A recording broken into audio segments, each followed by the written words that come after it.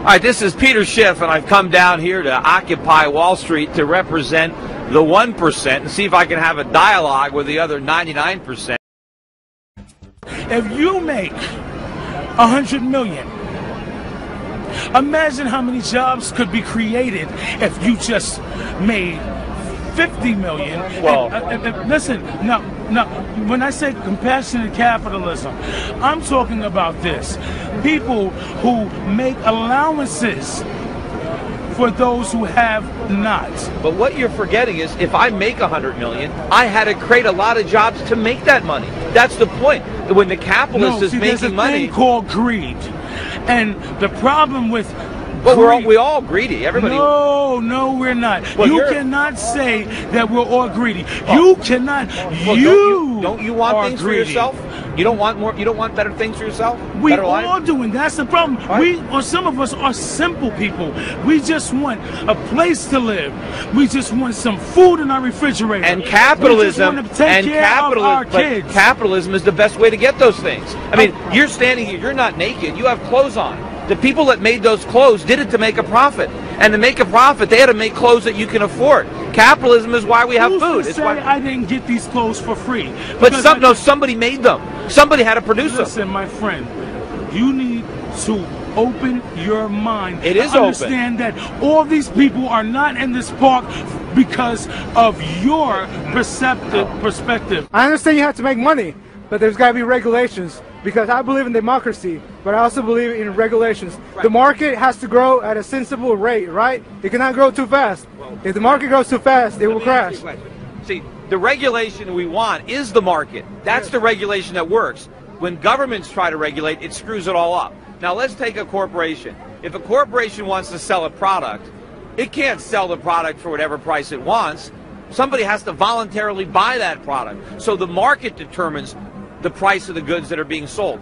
The same thing is with labor. A corporation just can't take advantage of its workers and pay them as little as it wants, because businesses compete with one another to buy labor. People are selling their labor, and so the market is going to set wages. The market is going to set prices. If the government comes in and tries to say, this is the wage that needs to be paid, all they do is end up creating lots of unemployment. They have classes of people that aren't allowed to work. No, that's a matter of fact.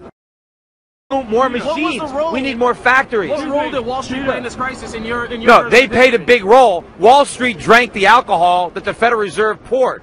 But if there was no Fed pouring the alcohol, if Fannie and Freddie weren't guaranteeing all these mortgages, Wall Street wouldn't have originated them. So it was Wall Street working with government. But the source of the problem was government. Government started. That's how come when I was warning about the crisis back in 2004 and 2005, begging the Fed to raise interest rates, trying to get Fannie and Freddie out of the mortgage guarantee business, nobody wanted to listen to me. The money that grows the economy is the money that isn't spent. It's savings that drives economic growth. And when you tax the businessman, you're taxing his savings, you're diminishing his ability to grow the economy, to grow his business, and you're sending money to Washington where it's squandered on consumption and government bureaucracy. That's what's destroying the country. You know what the richest county is now in the United States? Washington County. It's now wealthier than Silicon Valley. Because it's all the money going to the bureaucrats. They're raising their pay. All the lobbyists are getting rich because the government is doling out all these favors. Take away the power of government and you bring the power back to the people. Yeah, what's happening? Because remember, the corporations owe an interest to their shareholders. That's what they are. They're just like you. They're not there to serve society. They're there to make a profit. But the result is that they end up serving society through the invisible hand. That's very short-sighted, my friend. The reason why is because, yes, it helps the shareholders in the very near future, right? But where are we now? This whole shit show is because of the fact that people weren't thinking long term, and now they weren't, because the government got them all liquored up with cheap money and government guarantees. And you know what? It's going to get a lot worse. You guys ain't seen nothing yet.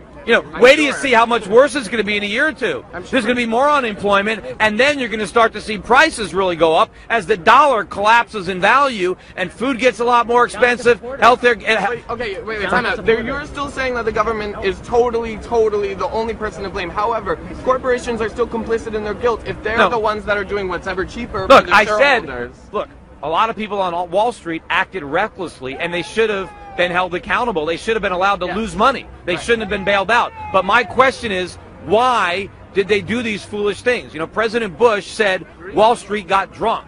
He was right. They were all stinking drunk. But the question was, where did they get all that alcohol? So why were they drunk? But you're blaming the alcoholic for being enabled. No, I'm blaming the bartender for liquoring them up. I'm blaming Alan Greenspan. I'm blaming the Fed and the government for doing it. Aren't they both at guilt, though? They're both at guilt, and you're just saying, no, only one is at guilt. I'm not excusing them. Okay. But I'm saying that if you want to stop the behavior, you got to go to Washington. You got to cut it off at the source. And you can't say it's capitalism. If people are saying capitalism is failing, it's not working, we haven't even tried it in decades. We need capitalism. That's what does work. We know that works. Okay.